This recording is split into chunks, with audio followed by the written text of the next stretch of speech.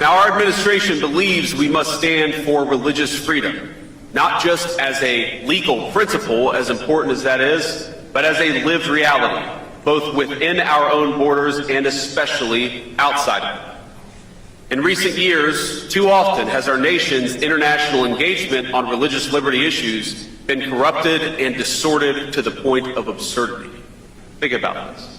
How did America get to the point where we're sending hundreds of thousands of taxpayer dollars abroad to NGOs that are dedicated to spreading atheism all over the globe? That is not what leadership on protecting the rights of the faithful looks like. And it ends with this administration. And I'd add that part of our protecting religious freedom initiatives means recognizing in our foreign policy the difference between regimes that respect religious freedom and those that do not. The United States must be able to make that distinction. Now, this administration stands ready to do so, and thankfully, President Trump chose to nominate as Secretary of State one of my dear friends, and I believe one of the great living champions of religious liberty across the globe, a person whose dedication to religious liberty flows from his faith in the same way that mine does. And of course, that's our great Secretary of State, Marco Rubio, confirmed 99-0 by the U.S. Senate. But both at home and abroad, we have much more to do to more fully secure religious liberty for all people of faith. I am grateful for the painstaking work that everyone in this room has poured into that effort. I pray that together we will be able to better protect the dignity of all peoples as well as the rights of all believers to practice their faith according to the dictates of their conscience. So thank you all for your work in preserving religious liberty. Thank you for safeguarding the rights of faith communities across the globe. And thank you, most of all, for believing, because we know that the source of religious liberty is the recognition that all of us are equal under the rights and laws of God, and that principle will guide us in the years to come. God bless you all. Thank you for having me.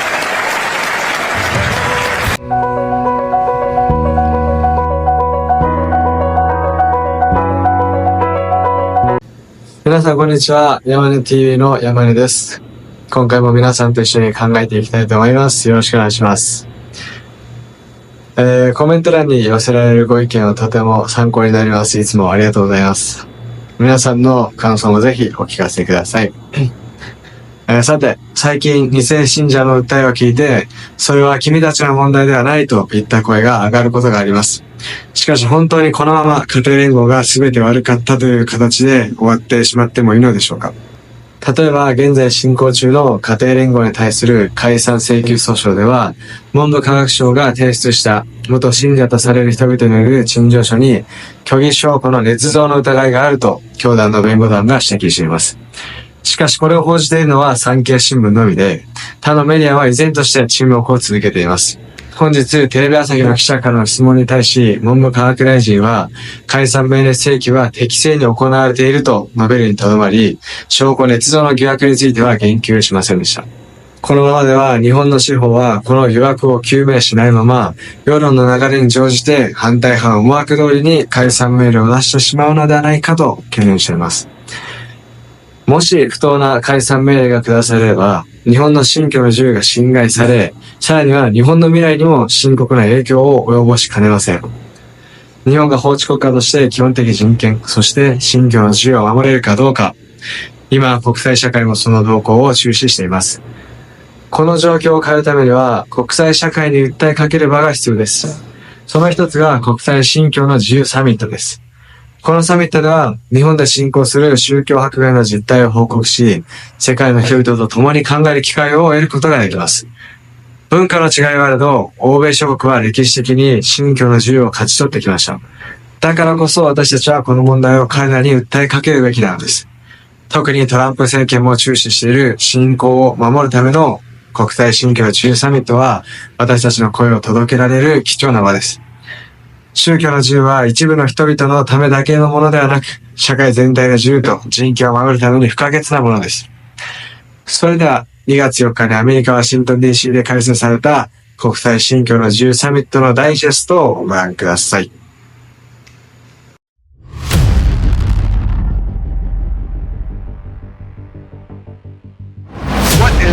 been encouraging so much. The Vice President of the United States is making time to join us tomorrow, so that is really a very exciting development.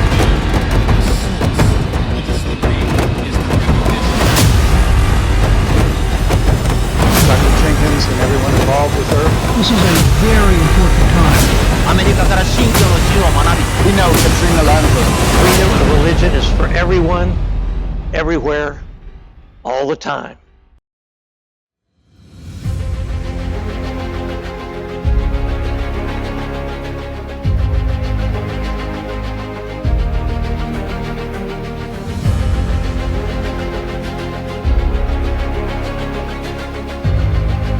What has really been encouraging so much is to see the depth of relationship building that's taken place. Now that we've done this for several years, some of you have been back, there are new people that are coming into it, but the relationships deepen and deepen, and that allows us to do more and more on this topic. Thank you. It's such a joy for me to be with all of you tonight. And as Ambassador Brownback said, this has been a phenomenal start to the IRF Summit 2025. And this dinner, organized by our friends at the Washington Times Foundation, is always one of the highlights of this special gathering. And I want to thank Dr. Katrina Lantos Sweat and also Ambassador Sam Brownback, our co-chairman. Let's give them a round of applause. IRF サミット2025で日本の世界平和統一家庭連合を代表しお話しできることを光栄に思います。実際、家庭連合会員への拉致監禁、強制改宗の被害者は4300人以上を数えます。ご参席の皆様、日本の民主主義とその基礎である信教の自由は1945年の第二次大戦の敗戦後アメリカによってもたらされました。その信教の自由が危機に瀕しているのです。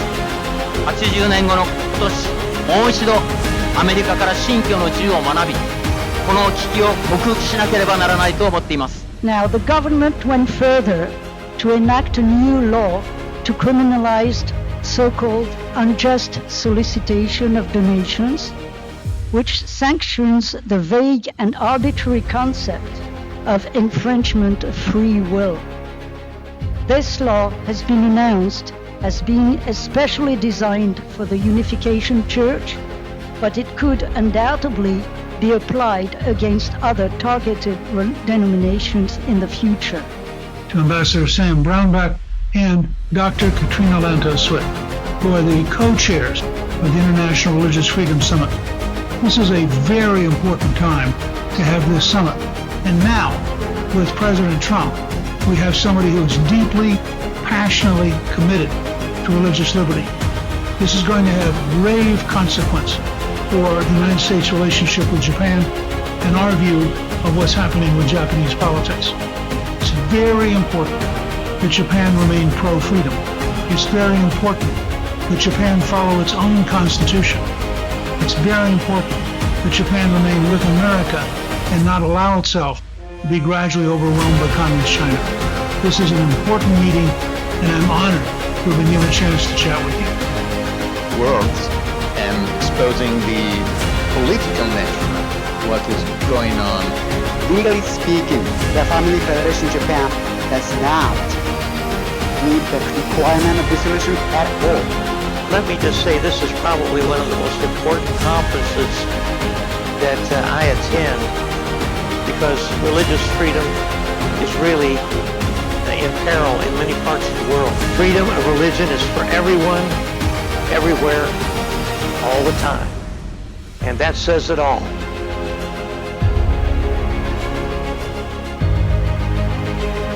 We want to fight for you, whatever your troubles are or challenges are.